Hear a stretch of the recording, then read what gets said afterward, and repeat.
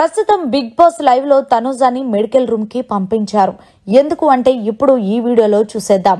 ప్రస్తుతం big boss house లో 7వ వారానికి సంబంధించిన కెప్టెన్సీ టాస్క్ అనేది జరిగింది.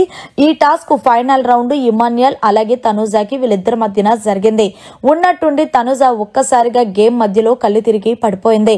హౌస్ లో ఉన్న కంటెస్టెంట్స్ అందరూ కూడా భయపడిపోయి తనుజాని లేపే ప్రయత్నం చేసినప్పటికీ తనుజా లేవలేదనే చెప్పాలి.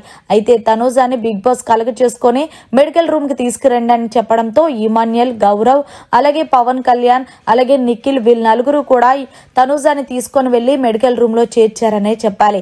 తనుజా ఇంత ట్రస్ట్ అవ్వడానికి కారణం చాలానే ఉన్నాయి.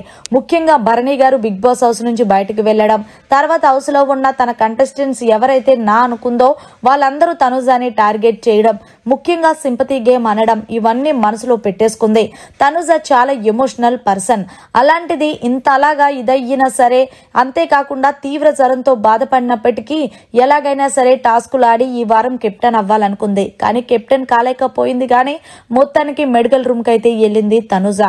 అలాగే ఈపాటికి ఆయిషా కూడా తనకు వైరల్ ఫీవర్ కావడంతో అలాగే టైఫాయిడ్ కావడంతో బిగ్ బాస్ హౌస్ లో ఉండటానికి కుదరదని చెప్పి ఆయిషాని బయటికి పంపించేశారు.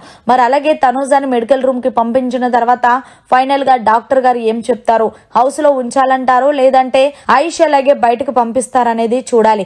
ఏది ఏమైనప్పటికీ కూడా తనుజా అంత స్ట్రెస్ తీసుకోకుండా ఉండుంటే బాగుండేది. మరి తనుజా త్వరగా కోలుకొని బయటికి రావాలని మీలో ఎంతమంది కోరుకుంటున్నారు కామెంట్ చేయండి. మరిన్ని లేటెస్ట్ లైవ్ అప్డేట్స్ కోసం చూస్తూనే ఉండండి మీడియా కార్నర్.